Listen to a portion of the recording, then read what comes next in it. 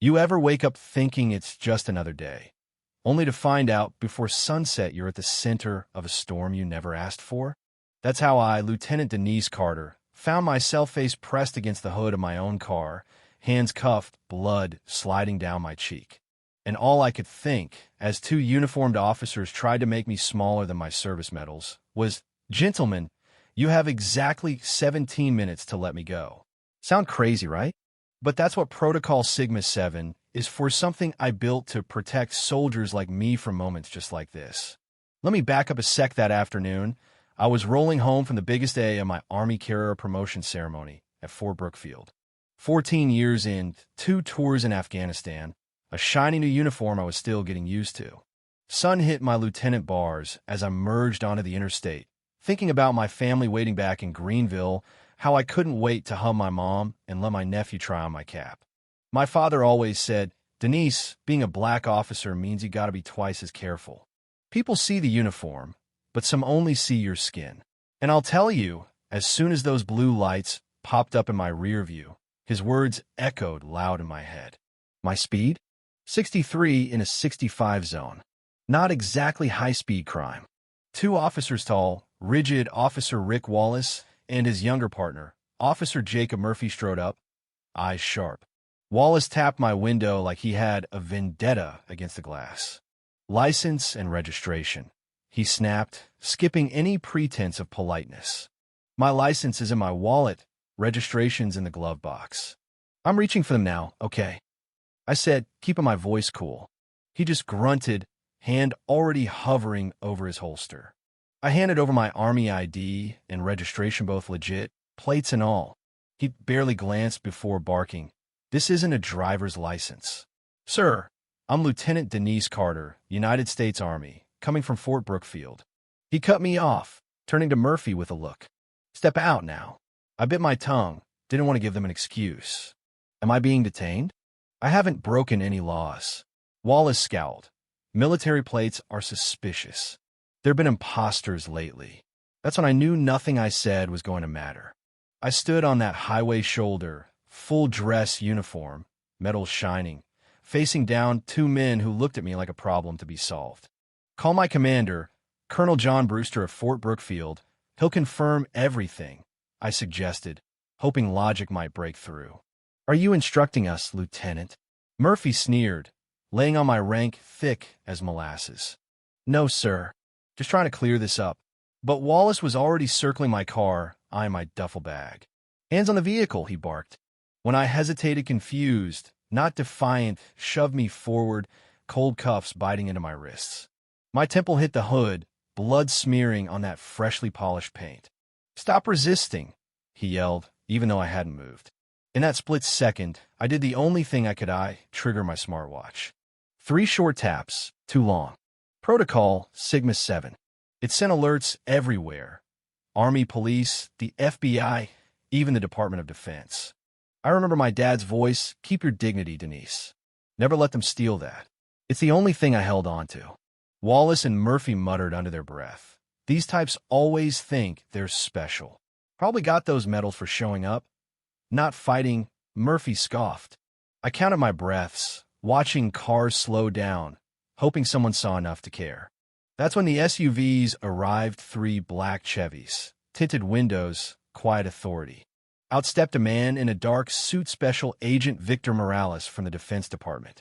He spoke, and the air changed. Officer Wallace, hands visible. Wallace, usually all bravado, looked rattled for the first time. "How do you know my name?" Morales ignored him, turning to me. "Lieutenant Carter, are you injured?" Before I could answer, Wallace jumped in. "We're detaining her for impersonation and resisting." Morales didn't blink. "Officer Wallace, Lieutenant Carter is under the protection of Protocol Sigma 7, which supersedes your jurisdiction. Medical on scene now." Medics checked my head as military police began gathering evidence, bagging the cuffs, taking photos, preserving everything for federal review.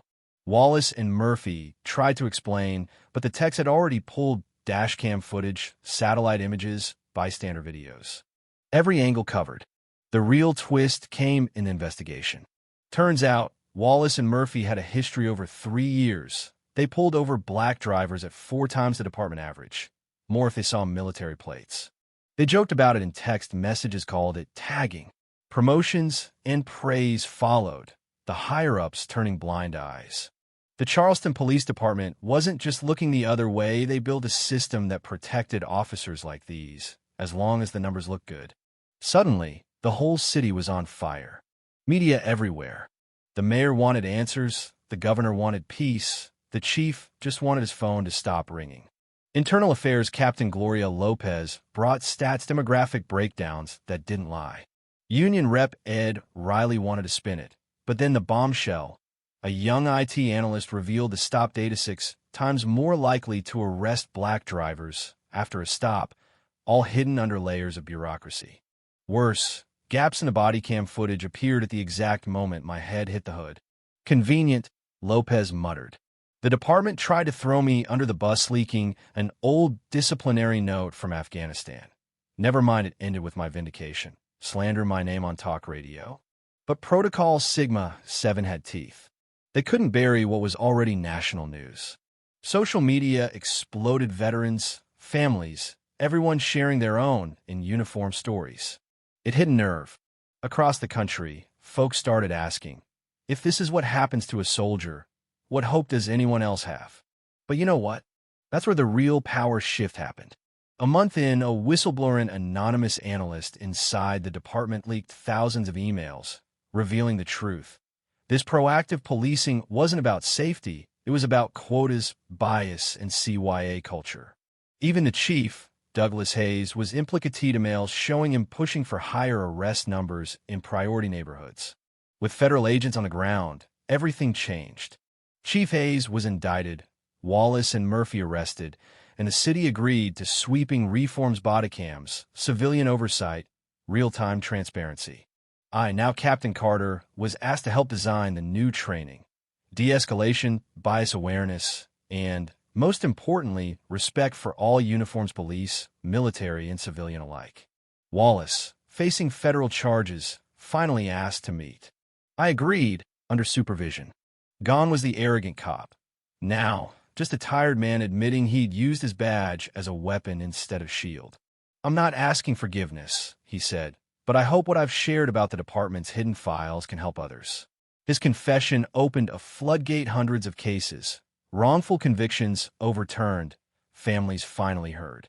A year later, on that same highway, I stood alone at sunrise, a scar on my temple fading but never gone. The city had a new police chief, Regina Taylor, a black woman and reformer who invited me to address the graduating class. The badge and the uniform, I told them, mean you hold power, but only if you use it to protect, not to punish.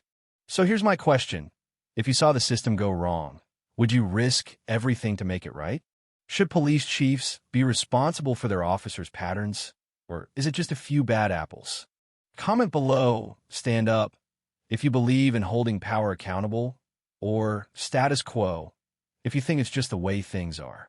And if this story moved you, hit that like button, subscribe, and share. Because sometimes the bravest thing you can do is say no more and trust that one voice of yours can start a movement. Thank you for listening to my story. Justice isn't a policy. It's a choice made over and over every single day.